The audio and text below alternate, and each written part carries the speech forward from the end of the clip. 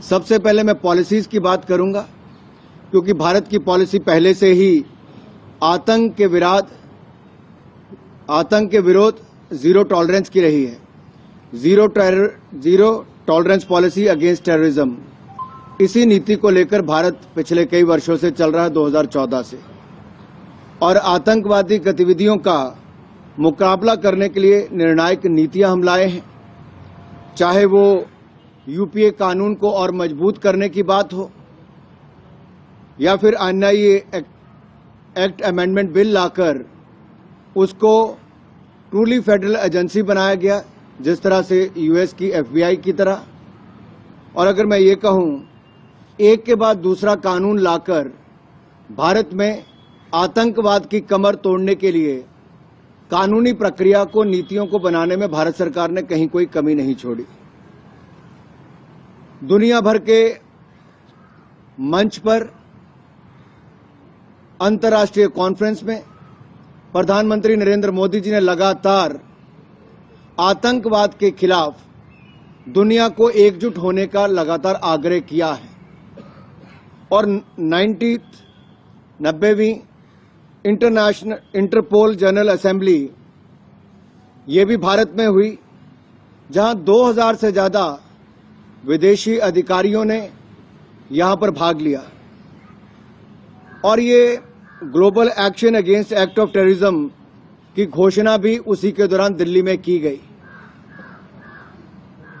इसी तरह ही तीसरी मिनिस्ट्रियल कॉन्फ्रेंस भी भारत में हुई, जिसका विषय था countering financing of terrorism, no money for terror, no money for terror.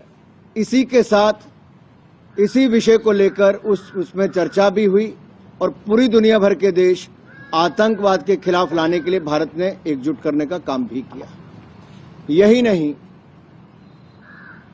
अगर आप रिस्पांस देखेंगे भारत सरकार का भी, तो 2016 में अगर सर्जिकल स्ट्राइक आतंकवाद के खिलाफ की, तो 2019 में बालाकोट स्ट्राइक्स भी की।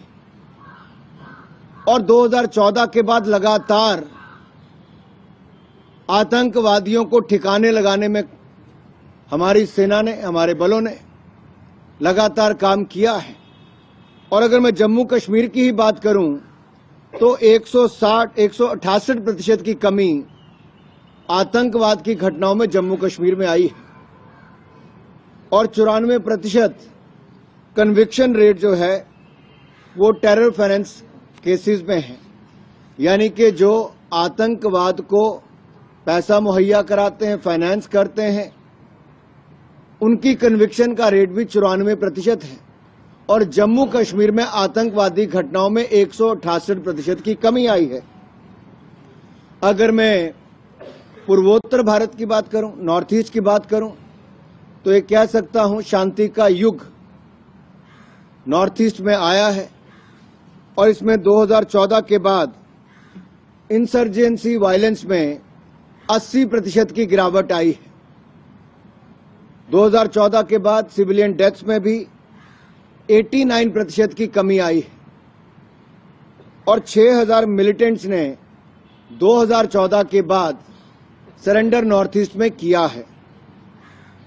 2015 के बाद लेफ्ट विंग एक्सट्रीमिज्म ने जो इंसिडेंट्स होते थे, जो घटनाएं होती थी एलडब्ल्यूई की, उसमें भी 265% की कमी आई है। ये तो मैं नॉर्थ ईस्ट की केवल बात कर रहा हूं कि कितना बड़ा बदलाव, कितनी कमी वहां की घटनाओं में आई है, वायलेंस में आई है।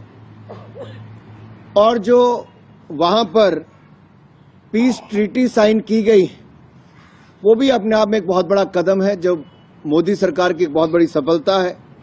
बोडो एकॉर्ड जनवरी 2020 में किया गया, ब्रूक रियांग एग्रीमेंट जनवरी 2020 में किया गया, और एनएलएफटी त्रिपुरा एग्रीमेंट, जो national liberation front of Tripura है, इसका एग्रीमेंट अगस्त 2019 में किया गया।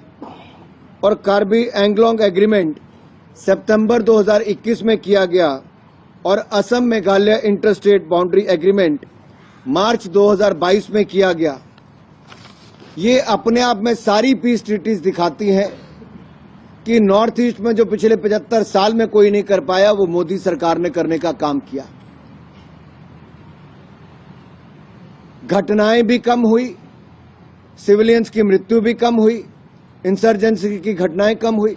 तो वहीं पे ट्रीटीज भी एक के बाद दूसरे राज्य में की गई। जो armed forces special protection act में रोल बैक करने की बात की जाती थी, उसमें भी बहुत बड़े कदम उठाए गए। नॉर्थ ईस्ट के बड़े हिस्से से अफ्स्पा को हटाया गया है, त्रिपुरा और मेघालय से पूर्णतः हटाया गया। अरुणाचल में केवल 3 जिलों में बचा है और असम को भी 60% से अधिक अफ्स्पा मुक्त कर दिया गया है। मणिपुर के भी 15 पुलिस स्टेशन जो 6 जिलों में आते हैं, उसको भी डिस्टर्ब एरिया की क्षेत्र से हटा दिया गया है, श्रेणी से हटा दिया गया है। और नागालैंड में भी डिस्टर्ब एरिया नोटिफिकेशन से 15 पुलिस स्टेशन को 7 जिलों में हटाया गया है। ये सारे कदम दिखाते हैं कि जहां भारत में आतंकवाद, नक्सलवाद की कमर तोड़ने का काम भारत सरकार ने, मोदी जी के नेतृत्व में हमारे पुलिस बलों ने किया है, वहीं पर कानून बनाने में भी आतंकवाद के खिलाफ कड़े से कड़े कानून नरेंद्र मोदी जी की सरकार ने बनाए। अंतर्राष्ट्रीय सहयोग और अंतर्राष्ट्रीय स्तर पर आतंकवाद के खिलाफ दुनिया को इकट्ठा करना, और कुछ ऐसे देश जो आज बिलबिला रहे हैं, उनकी बिलबिलाहट का, उनकी बौखलाहट का कारण यही है कि ये जो नीतियां भारत सरकार की हैं, जो कड़े कानून बनाना और आतंकवादियों के खिलाफ कड़ी कार्रवाई करना, पूरी दुनिया को आतंकवाद के खिलाफ एकजुट करना, आतंकवाद फाइनेंसिंग के खिलाफ दुनिया के अन्य देशों को भी कड़ी कार्रवाई करने के लिए साथ में जोड़ना, इंटरपोल की 90th कॉन्फ्रेंस यहां पर कराना, 2000 से ज्यादा लोगों को यहां पर लाना, बड़े बड़े पुलिस अधिकारियों से लेकर सबको लाना, और तीसरी मिनिस्ट्रियल कॉन्फ्रेंस भी भारत में करवाकर नो मनी फॉर टेरर, आतंक के लिए कोई धन नहीं, उस दिशा में भी लेकर जाना। ये अपने आप में भारत की, मोदी सरकार की प्रतिबद्धता, कटिबद्धता यानी कि प्रण को दिखाता है कि किस तरह से आतंकवाद के खिलाफ न केवल भारत स्वयं बल्कि दुनिया भर के देशों को भी एकजुट कर रहा है। अब मैं कुछ बातें आपको रेस्क्यू ऑपरेशंस पर भी जरूर करना चाहूंगा। रेस्क्यू ऑपरेशंस एक नहीं अनेक किए गए,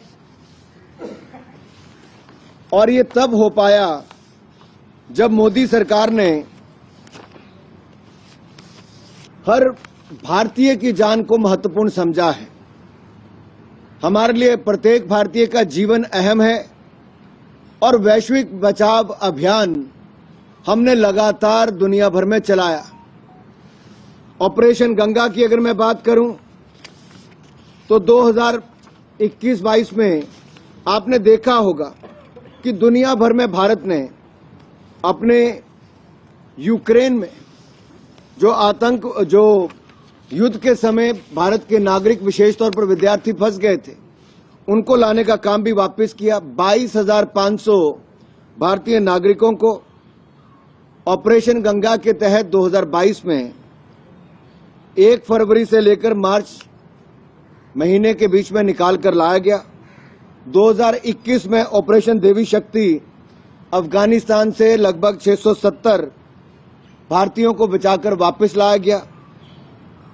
2020-21 के बीच में 1,83,00,000 पैसेंजर्स को भारत वापस लाया गया।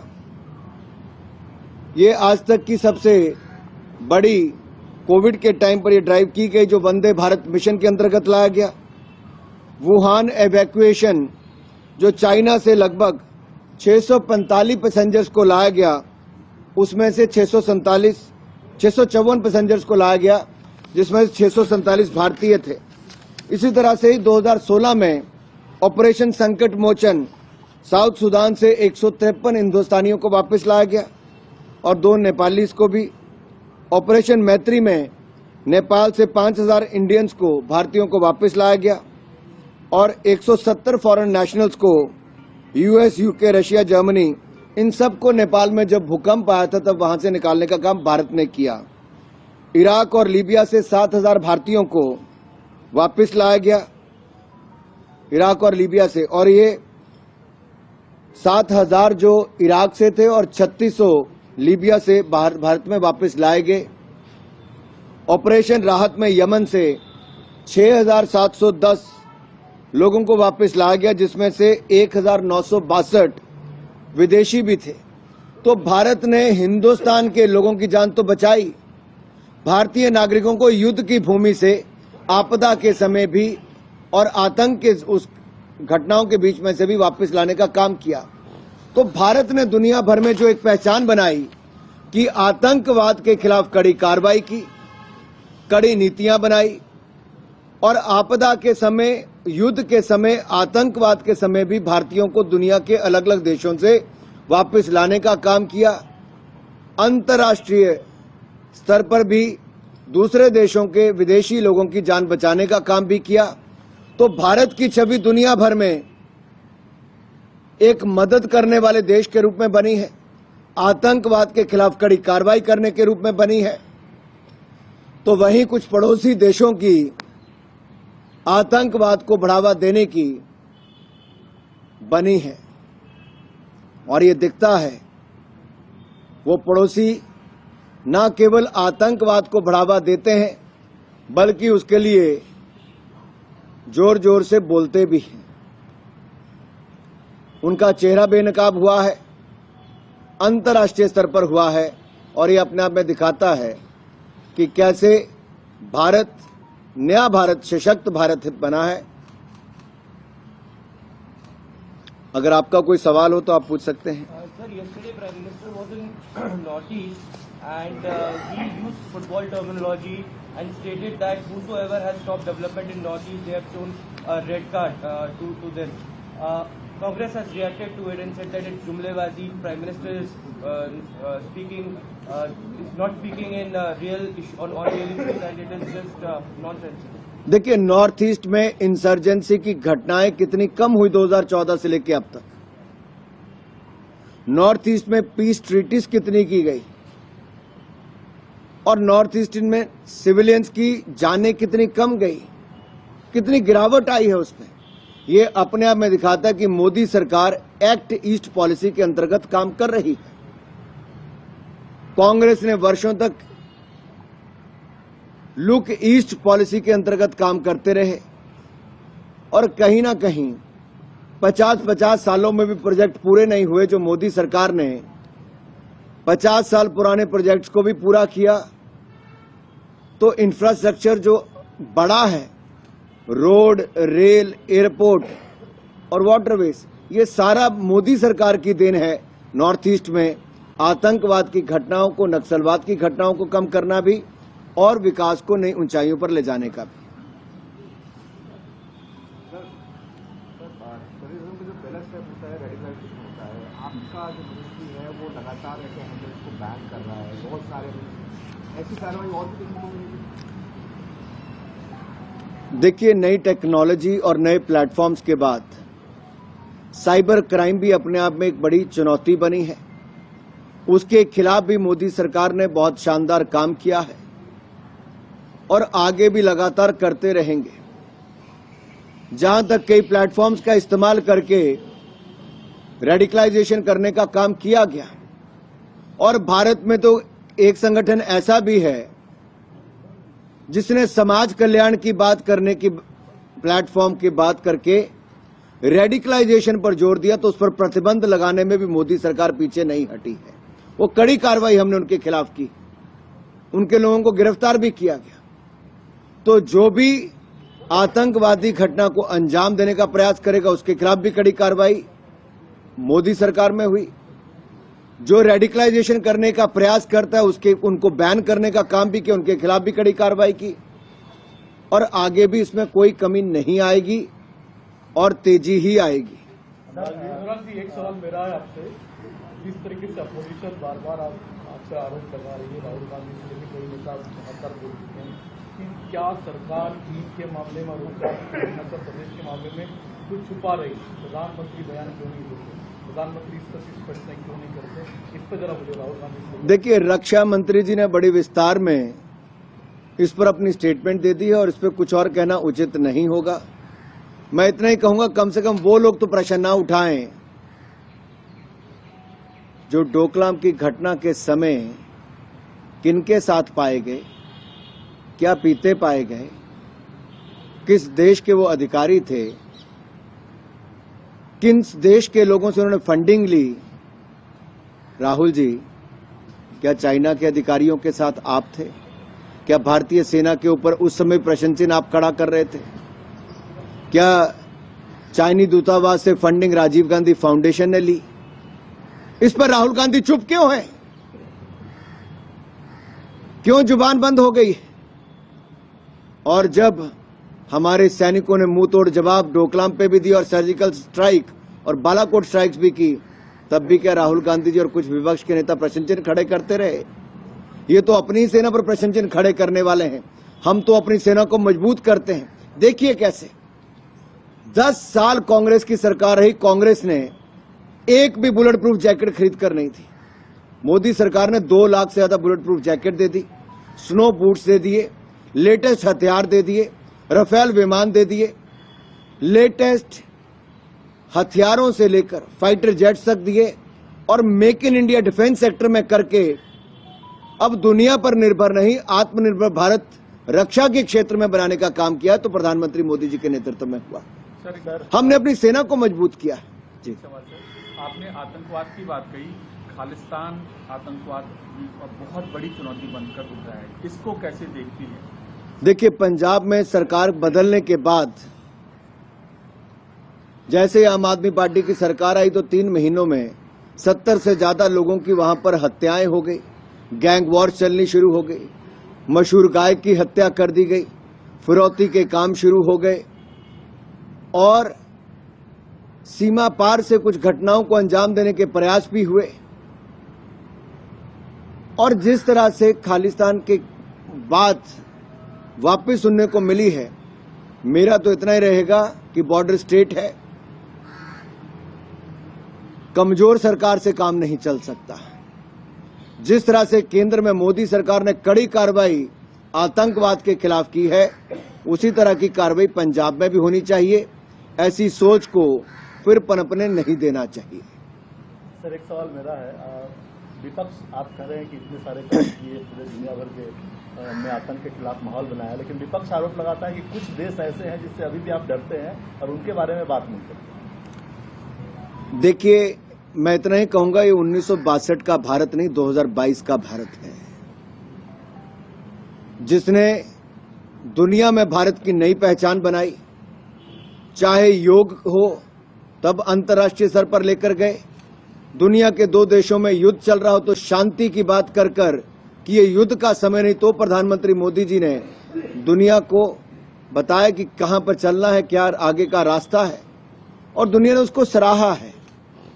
आज वैश्विक महामारी के समय 220 करोड़ से ज्यादा वैक्सीनेशन करके और दुनिया के 170 से ज्यादा देशों को मदद पहुंचाकर भारत ने एक नई पहचान बनाई है। ये पहचान हर क्षेत्र में बन रही है और यही तो नए भारत की, सशक्त भारत की पहचान मोदी जी के नेतृत्व में बनी है। सर, अरविंद केजरीवाल ने कल कहा है कि अगर उनकी बात मानी जाए, उनसे सलाह ली जाए तो चाइना को भारत के सामने भीख मांगनी पड़ेगी। देखिए, जो लोग अपने वोट बैंक की राजनीति के लिए आतंकवादी समर्थकों के घरों में जाकर रहते हैं, कई घंटे और रातें बिताते हैं, जो भारत के जवानों की सर्जिकल स्ट्राइक पर प्रश्न चिन्ह खड़ा करते हैं, वो अपनी सलाह अपने पास ही रखें। धन्यवाद।